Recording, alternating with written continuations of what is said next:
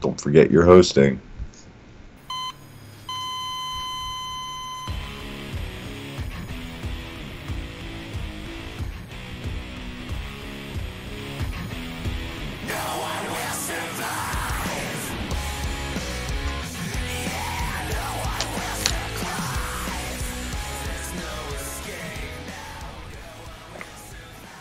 Future Wrestling Podcast, right back here on Future Entertainment. I'm your host, Logan Myers, and I'm alongside my partner in crime on this podcast, Travis. Welcome back.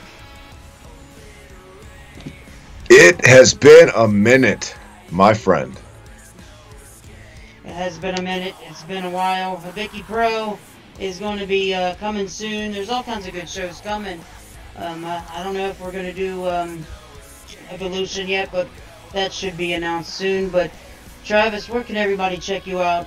Even though most of everybody that's subscribed knows who you are. Well, they can also catch you there, Logan, too, at the Hibiki TMD and Hibiki TMD on YouTube. Retro gaming, pro wrestling, all the goddamn goodness. Never drew a dime. Slam Pigs Union Smack, the reset button, original Slam Pigs, Sunset Strip, so much more. And most importantly, because I'm here tonight, Hibiki Pro, the greatest promotion of all time with you, Logan. And yes, we book it like old school WWF where they had like 4 pay-per-views a year. Sweet Revenge is taking a while, but that's how it was back then. Just be patient, guys. It's coming. Yeah, check us out there. And thank you, man, for asking me out of the blue yesterday to do this. I love NXT. Love doing shows with you. It's great to be back. It's definitely great to be back. And if you guys do not know who we are the ones who do Hibiki Pro. That we haven't really talked about. No, we're not. No, we're not. Don't break kayfabe. It's Mark Donovan and Wild Wayne Bates. Yeah, those guys. They will be back. We haven't really talked much about the scheduling and all that on Sweet Revenge, but it will be coming soon. We just had to basically. I mean, let's give it to him. Basically, real life happens. I've just been working a shitload. Logan's had a lot of stuff going on. We have lives, but we're getting to it. We're getting to it. And, I've been hearing some rumblings of some creative differences and stuff like that. So, but the future plans are coming into full effect soon. So be ready for that. But if you guys don't know where to check me out on Twitter at LoganMyers144. And this is Next Generation. Talking all about NXT from October 24th, 2018. So, good episode. Very good episode. One of the best episodes of NXT lately. This was night 1 or like the beginning of the new taping. So. Like 4 weeks ago was probably a really good episode of NXT because the crowd is always like fully energized at the beginning of because it's like 4 to 5 hour tapings, right, for television. So the beginning of like the Adam Cole EC3 segment, which kicked off the show tonight, the crowd was red hot, and that may have been the first thing that crowd saw was that segment. So it came off like 3 weeks from now. When you're getting a match that's pretty good, but like it's a dead crowd, is because this same crowd is that crowd. Just it's taped and they're fucking tired. I think that's what it is. I think that's why certain episodes of NXT stand out more. But usually, it's really hard to say when there's a shitty week of NXT. You'll have weeks that aren't as good, but it's more just trying to build new talent. Kind of like next week will be cool because Matt Riddle, right, Logan? Yes, Matt Riddle will be debuting. But I think this crowd, because it was at the beginning of the tapings, made the episode seem a hell of a lot more awesome, because this crowd was on their feet for the whole show tonight. And sometimes they chop it up, and they air it out of order, but however they did it, this was great tonight. Good episode. Yeah, definitely a great episode. What started off NXT was the Undisputed Era coming out, and they hit the ring, and they started bragging and about Roderick Strong and Kyle O'Reilly beating the War Raiders last week and leaving out the part where Bobby Fish returned and attacked them. And then Adam Cole then told us he hadn't forgot about his rematch with Ricochet. Before he could even do anything, EC3 surprisingly interrupts Undisputed Era, Travis. Yeah. Well, At first, it wasn't surprising because maybe the way they've been booking EC3, right? They haven't been booking him the strongest over the past couple months. OJ is in the chat. We were just talking about you before we went on air. What's up, man? We miss you. What's going on, brother? What's up, OJ? Yeah, I'm just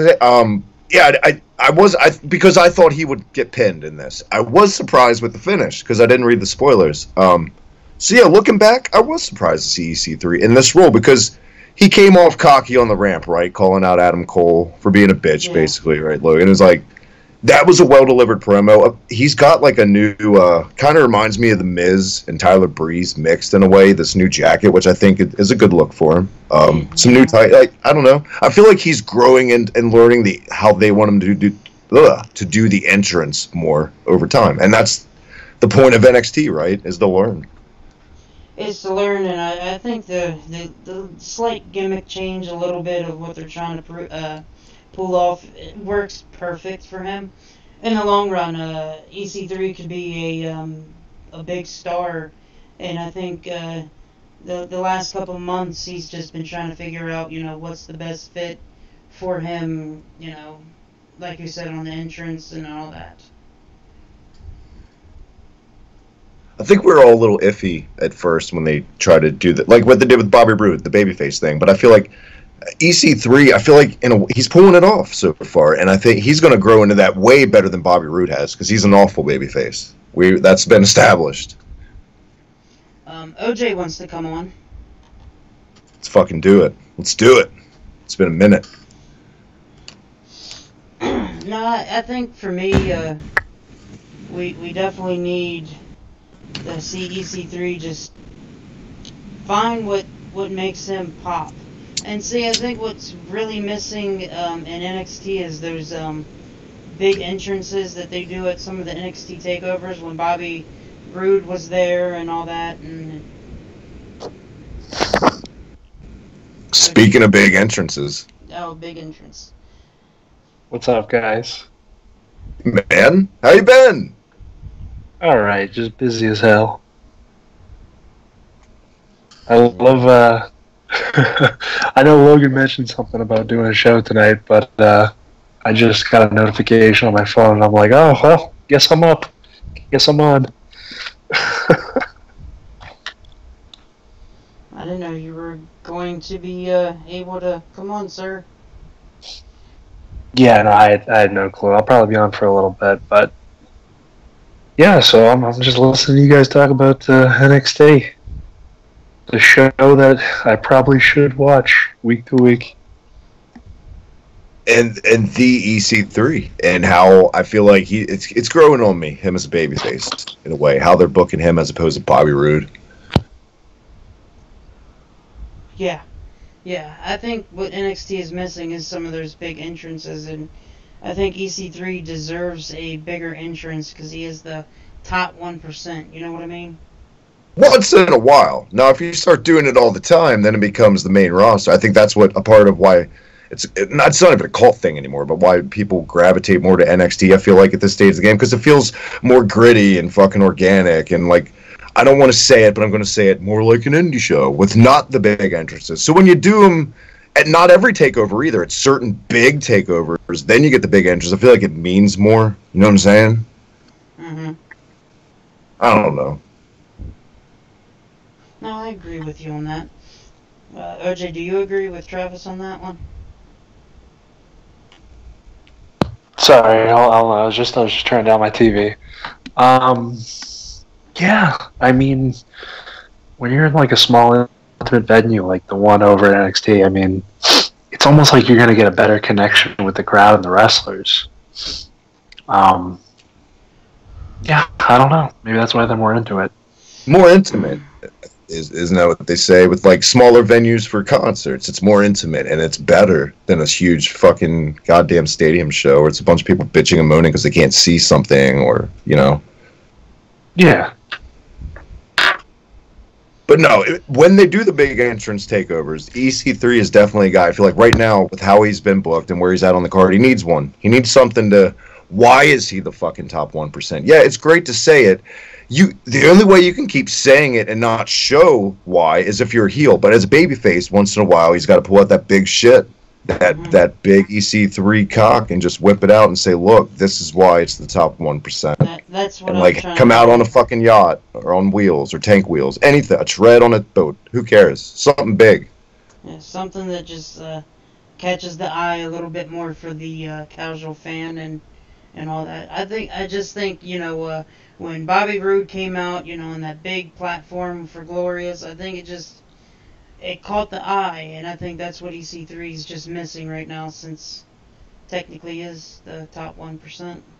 You know what would be memorable? If EC3's big entrance was coming out riding Dixie Carter like a llama, like in Egypt or something. Like, I think that would stick, and I think it's pretty big. And also, are they ever going to say why he's called EC3? Are they going to break that wall down and reference Dixie Carter? It's kind of like, does he have a name? No, he's just letters and numbers. That's the guy. No, I completely agree with you on that one, because I was just thinking, he... Can you imagine if they did, mention Dixie Carter? Yeah, it would be, yeah, big. That'll never happen, though. Drew Ortman is in the chat. What's up, Drew? Look at all these all-stars stopping by your chat tonight, Logan. I must be popular.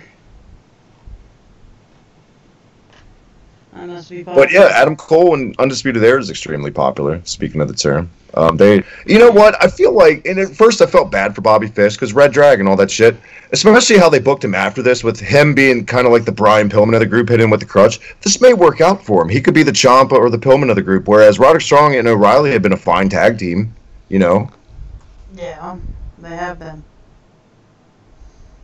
They have been I like Bobby Fish. And I like what he did at the end of the match against hitting the chair off EC3. Because if you think about it, guys, okay, Roderick Strong and Kyle O'Reilly and Adam Cole, all three have been looking at the top guys in that group because of the injury on Bobby Fish. But now that you're giving him a bigger role with hitting the chair at the last... on top of the stage at the last thing that they do on that segment, I think it was just perfect.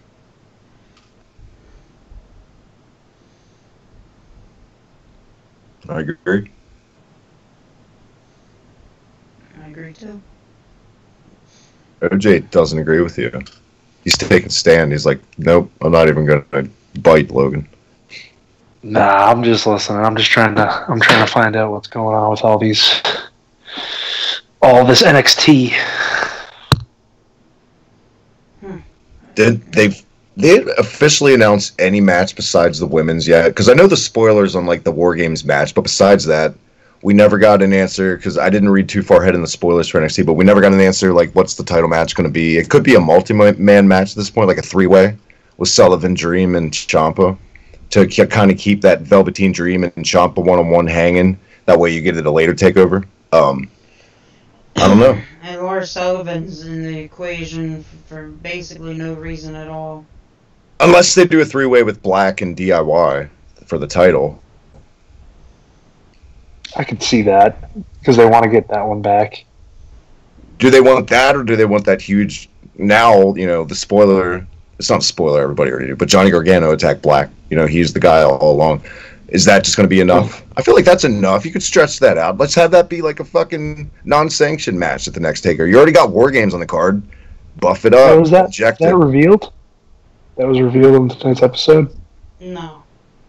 The Johnny Gargano was the one? Yeah, at the very end. Spoiler alert, guys. If you're watching this now, besides OJ, because OJ's a busy guy. He gets passed. But you guys, you should have known.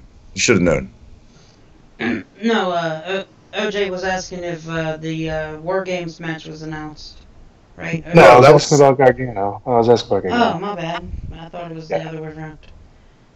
No. That's my bad. That was supposed to be announced, but it never got announced. Also. Gotcha. It's almost as confusing as keeping up with where the fuck Crown Jewel's going to be. Exactly. If it's even going to happen, yeah. I don't know what they're trying to plan or do, really. It's a good question on that one.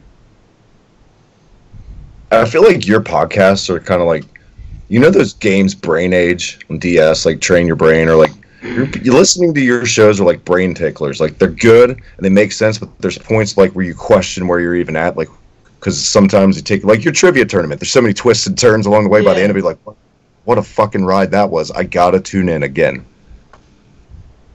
for that sweet Logan Myers. Look at this guy cheap plugging for us over here. I'm so happy to be doing a show with Logan, man. It's been a minute. Missed you guys. Missed doing this. I haven't watched NXT in a while either. It's the first I actually sat down and watched the whole episode. It's very pleased. Yeah, I'm very pleased too on getting to be able to do a show with you guys. It's been a long time. Mainly well, now that we're all done sucking each other's dicks, let's talk about what happened next on NXT. Yeah, Maya Yim made her debut tonight against Aaliyah, right? Yep. Dust yourself off and try again. Try again. No, Aaliyah's getting a lot better. I will say that. She's getting a little bit better, but I don't know. I just can't take her serious. I don't think you're supposed to, because they were saying at the beginning of commentary when she's making her entrance how I think it was McGinnis. He's like, she's never had to work a day in her life. She's a spoiled brat. I think he literally said that. I think they're trying to build her up as like, because now Carmella's a fucking babyface, I guess, for no goddamn reason besides she can dance. So Carmella type way is like that next bitch, heel, fucking rich girl. I guess that's where we're at. Drew called you Sweet Baby Logan in the chat, by the way. It reminds me of Sweet Baby Ray's. You can get some ribs. I was thinking the exact same thing. Oh, Sweet Baby Ray. Wasn't that a candy too? Yeah. Sweet Baby Ray. Oh, I could eat a... Sweet Baby Ray Mysterious. Sweet Baby Ray's barbecue pulled pork sub. Sweet Baby Ray, the Crippler Stevens. Alright, Sweet Baby Stevie Ray. Oh, man. But, I didn't hate the Stevie Ray heel singles push for like 6 months. I didn't hate it. The slapjack was a good move. It's kind of like a pedigree. Terrible stuff. what's, Wasn't it, hold on a second, wasn't it, what's his name? Our favorite there. Our favorite over in Ahmed Johnson. Didn't he go to WCW in the like early 2000s and he was like... Maybe. I don't remember. And he was teaming with Stevie Ray, right? I don't... Yes. Goddamn. Yes, for all this trivia come up. It was the worst. It was the absolute fucking worst. That happened. Right, they took a gimmick and it became G.I. Bro, or Booker T became G.I. That was awesome.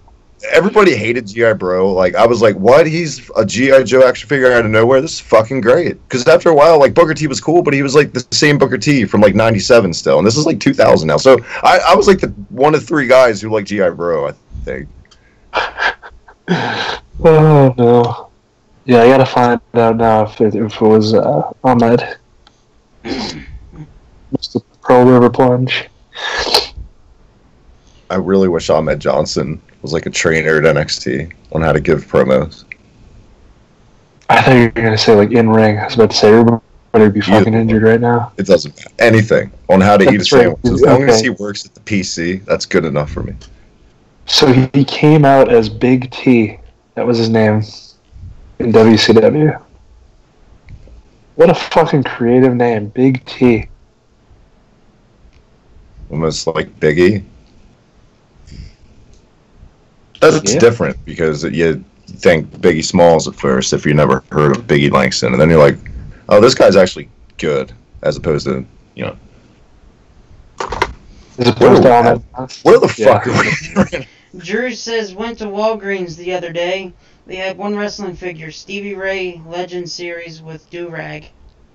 That better be a goddamn true story. If that isn't true, I'm going to be heartbroken. Yeah, that's crazy. No, the question I had was, what's Maya Yim's finishing move? It's kind of like the eat defeat, or like you put your foot in their face and you just fall on your back while you're holding their arm. Oh, Layla's finisher. Okay. No, that was Gil Kim. Yep. Gil Kim used it, and so did Layla. I wouldn't remember that. What an opposite end of the spectrum those two are, huh? Literally, Layla used it when she was with Michelle McCool. I believe you, Logan. I don't know how you remember that specifically. Like, if you asked me to name like Ashley Massaro's in-ring finisher, you'd have me stumped. I don't know why I remember that. Okay. You're like a modern day Stu Hart there, Logan. You observe every single hold. Yeah. Okay. I'm sorry. You guys absorb all the good wrestling, and for some reason I absorb all the bad wrestling.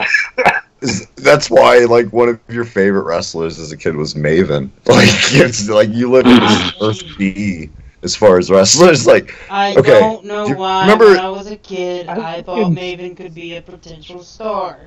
I mean, to be fair, there, Travis, I have been on this show saying, man, Danny Basham was pretty cool when he was on his singles run. So fucking Damaja. How could you not get behind Damaja? Or what? Damaja, excuse me. The Damaja. Yeah, you messed it up the last time too. Oh my god. Do you remember that? Do you remember Deuce and Domino? Because when you see it on paper, it does. I always think Damaja too. Doesn't make any sense. I know, it's one of those fucking names. Like we were saying before you came on, Ciampa. Like, if they would just drop Tommaso for the casuals because the main roster, because Ciampa's confusing enough. I feel like when you first see it, if you've never seen his name before, you don't know how the fuck to say it. Well, I got a story about that. I saw him at a CZW show back in 2010 for the first time.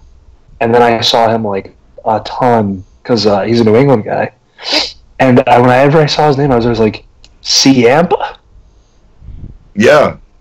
Yeah, exactly. And I was like, kids would be like, Tamatana, something, Totino's. Yeah, I was like fucking up because like Tommaso Ciampa, it's like such a specific, like, right, but like I was like, is it, because like a few weeks later, I remember like a few weeks after, I kept saying, yeah, that guy's CM Para, because I couldn't remember what his name was. So it's like, yeah, there's definitely a way to like mix it up. Logan, you remember fucking Deuce and Domino, right? Real quick, before we get back to the episode review. Yeah. The 50s gimmick guys from SmackDown, right? You remember their manager? What was her name? Cherry. What was her finisher, Logan? I can't remember. Cherry Bomb. There you go. That's good enough. I don't know if that. I'm just assuming. Oh, if anybody knocks Heidenreich's run, then I'm gonna hate you. Everything? Yep, his everything. Heidenreich's everything was awful. I liked Heidenreich. You just wanted a friend, man. That was the best Heidenreich, but like when he was like LOD Heidenreich, come on, you fucking dicks. Why? Of all the guys that could have filled that role. Alright, let's move on to Cassius Ohno versus Justin Xavier. Justin Xavier, right now, besides Brie Bella, has the most annoying fucking entrance music. That was on my notes. Specifically, it was so bad. One of my kids are in the background, and it's supposed to be like this fucking dubstep bullshit. But even my kids said something like, well, they didn't say shitty, but like, that's not good. Like, they didn't like it either. It was bad. It was just, it made me feel like I took 8 Adderall and I didn't know where I was, and I was like, it's terrible. But it was for jobbers. Who is this? Justin Xavier. He was just a jobber, but he got an entrance. Is he like a part? Do you guys know if he's like a part of their developmental, like their tried, like? Yeah, one of those guys. Okay. Somebody we've never heard of before.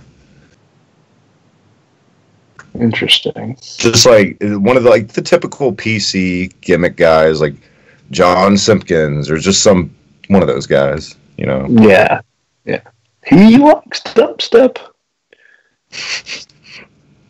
Taking on Cassius Ohno. I gotta admit, I took a piss. I didn't really watch this part of it because this was towards the very end of the show.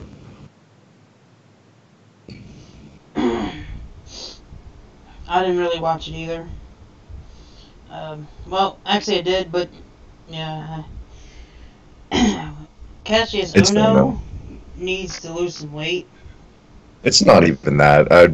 Even when he wasn't pudgy, it's Chris Hero for me. He's okay, but I prefer him in a tag, and not just with Cesaro. Just in, I don't know. It means nothing to watch a Cassius Ohno singles match right now. So why? I don't know either. It's just boring. I don't know what it is. He's There's just no direction. No. I mean, it's not saying the matches are bad. Like, I feel like it's hard to find a match that's awful he's in, but it's just like it's pointless. There's no incentive, like we always say. It's never going to go anywhere. It's just kind of there to fill the void of we have nothing until the popular angle with Ciampa or Black or whatever. Maybe it was really to get Justin Xavier over because, hey, if it's a jobber, then he's going to be a world champion someday. If Logan's talking about it, is somebody lighting up over there? Hey, brothers.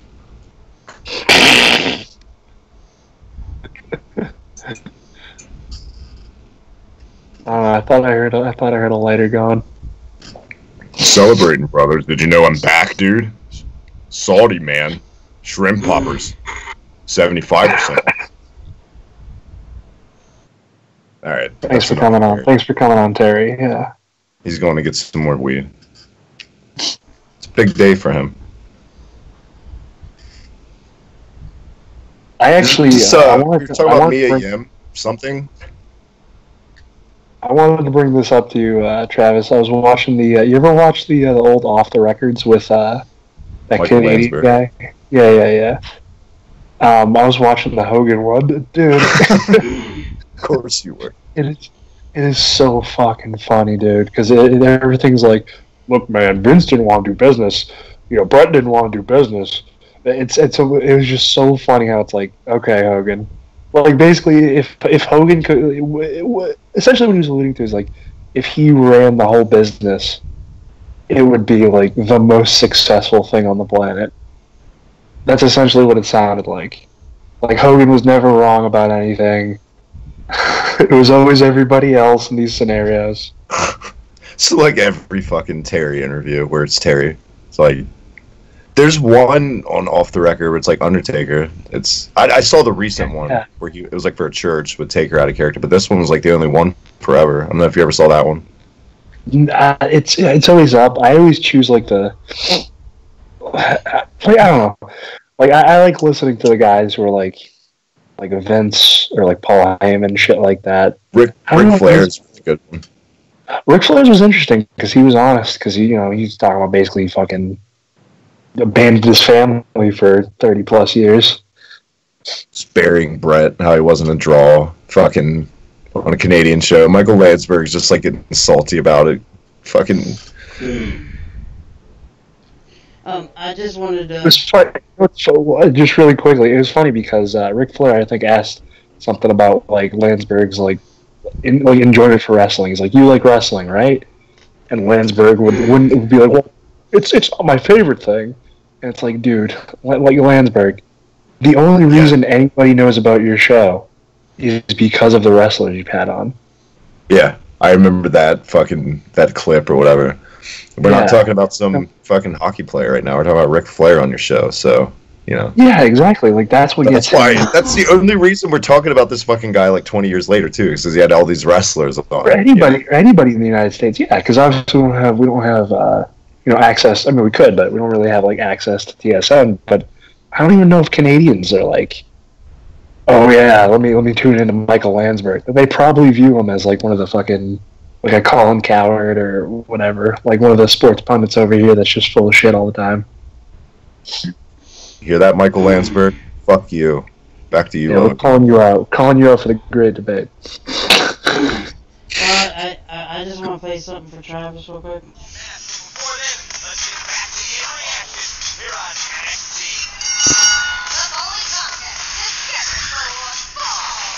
Oh God, what are you doing?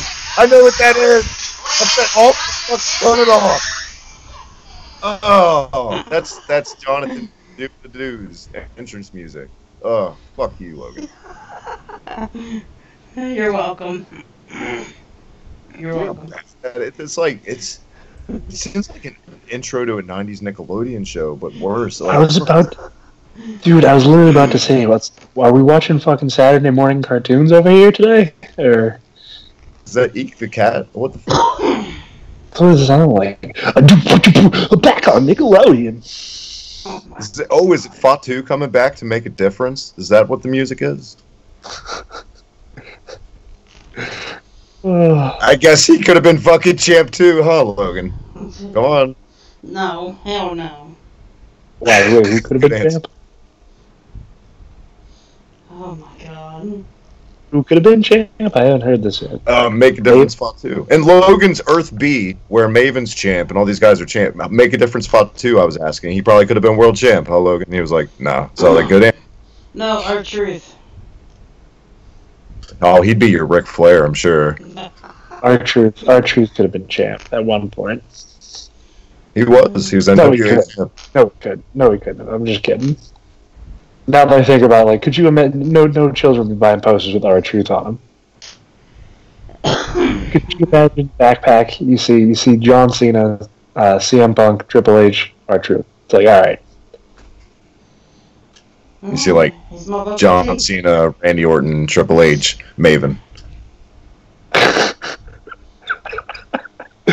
Or like if you go to a live event and like you pull up on the side and you see the tour buses, how it has like sometimes you see like Titus O'Neil's on a tractor trailer and blah blah blah, and like there's fucking Deuce and Domino's manager, just for Logan. Yeah, I mean maybe fucking Layla. Maven did main event a Survivor Series, man. True. That's God. That's so true. Jesus. And so did Gene Snitsky. But anyways. Ugh. You guys are pulling at my heartstrings. That shitty music, these terrible memories of 04. Fucking, ugh. Good God. Alright, so let's move on to the rest of NXT. What happened next, Travis, after the Cassius Ohno match? Well, unfortunately, I think this was more Raymond. More Roman stuff. Yeah. He's got leukemia, and it's really sad. And I feel like, and I hate to say this, and I fucking hate to say this, and yes, when it happened, and I meant it, and I still mean it, it's, best wishes go out to him, but I feel like I'm already sick of hearing about it through WWE TV, because they're going to shove this in-ring segment down our fucking throats, to where I don't want to resent it. I want to feel bad for him, but don't make me not feel bad for him, WWE. Don't overdo the shit. Please. Dude, it's going on every single promo when he comes back. Hey, remember not to boo this guy. See, that's what I was saying, too. Even before we went on air tonight, well, there was like 50-50. Like, everyone was like, oh, they shouldn't have done that with Dean Ambrose. I thought it was brilliant. Imagine if Roman, he comes back. Roman comes back and he fucking heals, and we finally get it. We finally fucking get it. Yeah, you have to. I mean, come on now. Come on now, guys. Then everybody be like, oh, you can't. Why would you do that? You're the same people that have been bitching about turning this guy for 4 years. You're getting what you want. It's going to be good if they do it that way. It'll shock fucking everybody. Just shut up. Mm-hmm. And for the idiots who have been saying, glad that you have cancer, go fuck yourself. They don't even count. They don't even acknowledge those kind of people. They're just fucking trolls. Yeah, they're just idiots. They're just fucking around. Look at my Twitter penis and how big it is.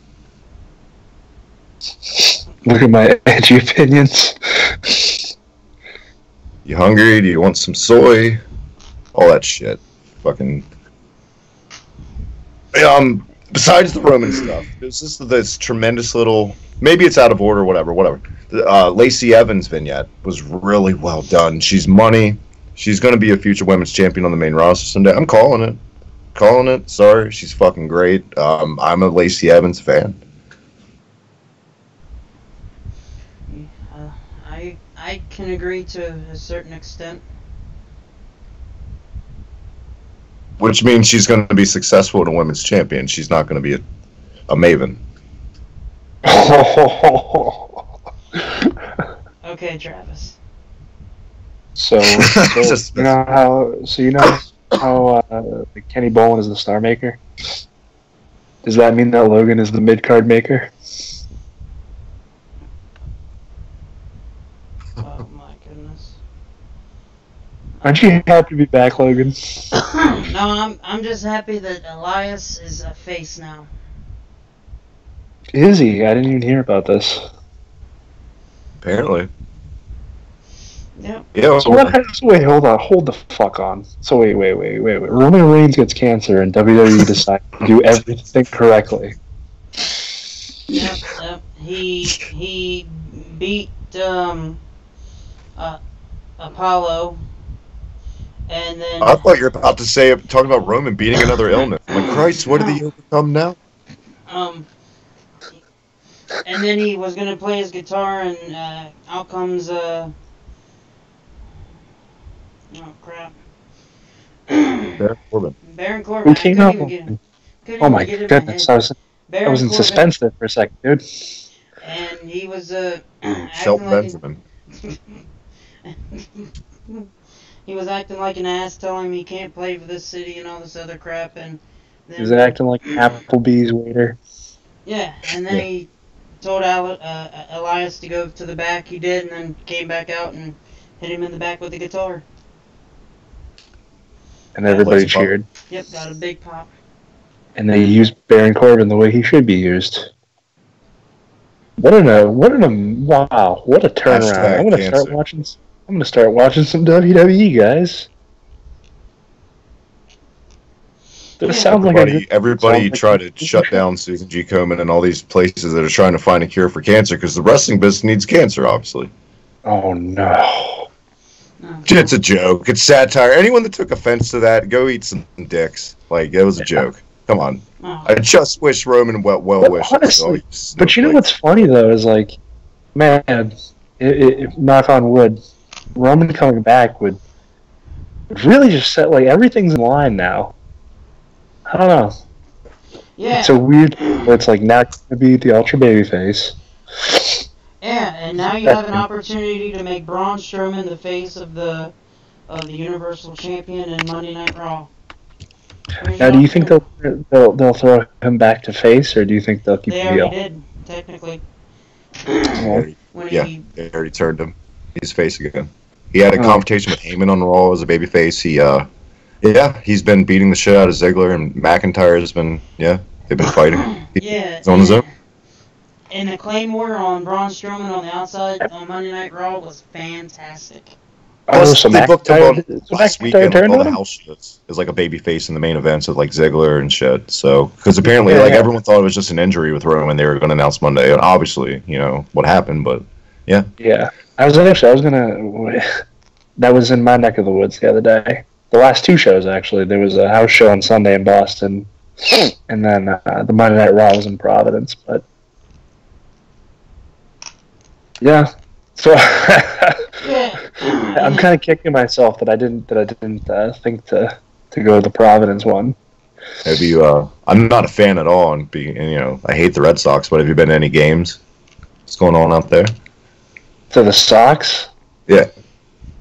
I mean, not for like playoffs, no. But we go we go every once in a while because they have like a student section. So it's like reduced price, but it's like standing room only. Nice. That's still, Yeah. Yeah, no, but I mean, I've been watching the games and everything. Yeah, of course. I like postseason any sports really. Like I can't sit there and watch 162 games a year, but when it comes down to crunch time for Pretty much everything but football. Yeah. I don't know. I never get to watch postseason sports because all the teams I like suck consistently. So That's true. True. Yeah. I don't know what that's like. Sorry, I'm a New England sports fan. oh, here we go. I'm gonna just end the show now after that one. No, but Lacey Evans, sorry. like she's got a ton of potential. Yeah, she does. She's got a lot of potential. If done right, in NXT she will main roster. I don't know. If the sky's the limit, and the top of that sky is this shitty Evolution pay-per-view, then really it's kind of anymore with even the women. Who cares? Because this is the best they get. But keep the course going with Lacey Evans. Don't fuck it up. Yeah. Now on to basically the ending of the show. Right? We're at the end of the show. Yep. William Regal comes out and he's going to make the announcement for the NXT Championship match, and then out comes Ciampa with I love his music. We just talked about this before we came on air. It's very good. But we were also saying how I kind of miss the no music Ciampa, because it made him different. It made him stand out. But I do like the music they picked. Yeah, I do too. Good old Tom Ciampa. And then out comes... It sounded, because you broke up, it sounded like you said, old Tom Sin Cara. Tom Sin Cara, yeah. That's funny. Then out comes Velveteen Dream. Says some stuff. Saying that he wants the match. Basically, and all that. And out comes Lars Sullivan. Snitsky. Grabs him by the throat after he says he needs to wear pants or something. And I don't know how that got a big pop. It was weird. No, Lars Sullivan came down, talked a lot of shit on the mic. The first time I've ever really heard him cut a promo like this. And what did I say? What did I tweet you earlier, Logan? He sounds like Edge. If you close your eyes, and you guys go back, if you have not seen this, and you watch this, close your little eyes, you're going to feel like you're watching the Edge and Christian show. Because this motherfucker sounds exactly like Edge. Corey Graves does too, but I feel like Sullivan does, like, to a T. It was weird. I immediately thought of Edge when literally when he first started talking. It's weird. I'm going to have to go back and watch. Definitely. And, then Aleister Black started talking crap. Lars grabbed him by the throat. Out comes, who came out? Nikki Cross. Okay, yeah, Nikki Cross came out. And she was... she just came out like she was on bath salts, getting up in everyone's face saying, he's coming! He's coming! And this was... what happened next, Logan, was one of the coolest things I've seen on WWE TV all year. They just kept showing shots of Black making his way in, hitting his finisher on, like, every security guard. It was fucking badass. And, like, the crowd, I guess, could see it on the Titantron, so they were reacting with it. And he was just... this, like, I know everyone's like, oh, Gaboga, he's supposed to be the next Undertaker, but this was, like, the first fucking time. And I know he's had great matches and booked seriously, but this, he made me feel like he could possibly be a next kind of Taker type. He's not going to be the Undertaker. There's never going to be another one, but that kind, he just looked like the most vicious motherfucker in this. This was awesome, Logan.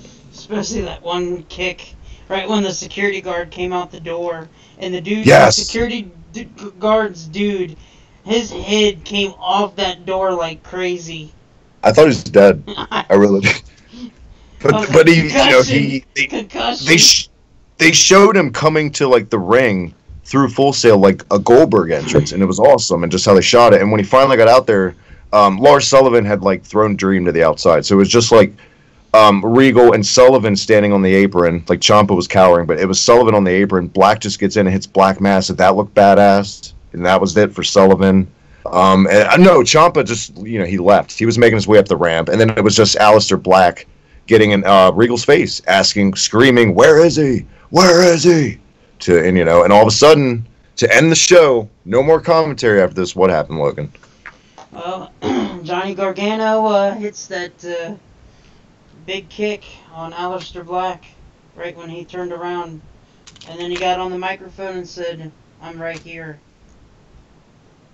Now, we specifically, when we first got on the Skype call earlier, we made it a point not to say anything about our thoughts on this heel turn for Gargano, but now it's time, Logan. Let's pull the trigger.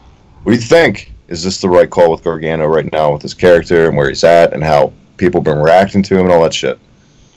It is the right call. I loved it. It was plain Dave right there on the screen. When he said, I'm right here, it just clicked immediately. He's a heel. It works. The way he's been booked recently, he's lacked on everything, and Ciampa's just been that guy that was the number one draw in that feud. And now that he has been announced as the guy who attacked Aleister Black and a full-fledged heel now, a big turn, it gives me Ciampa vibes big time already. I gotta see more before I feel like it's the right call. Right now, I feel like, yeah, because it was...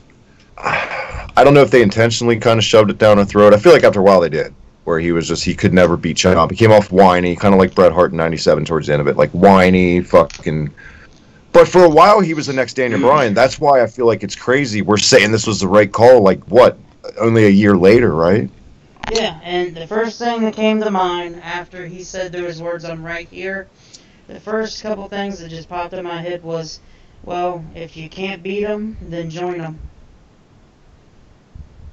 That's the first thing that came to mind. And it works. OJ, what do you think, OJ? Even though you haven't seen it, you know he's a heel now. Do you think this is the right call, or it's going to be? Not really. I mean, I feel like he was kind of like the babyface of NXT, and right there neck and neck with Black, even though, I mean, is it confirmed babyface? I mean, is he kind of a tweener? I don't know. He's, the way this ended, he's a full-fledged heel now. I'm talking about Aleister Black. Oh, no, he's straight up babyface. Big time. Right. Was he always babyface coming in? Yeah. I feel like he was, yeah. I don't feel like he's ever done anything heelish. I mean, maybe when... Maybe the Gargano kick, but if you look at it, Gargano deserved it.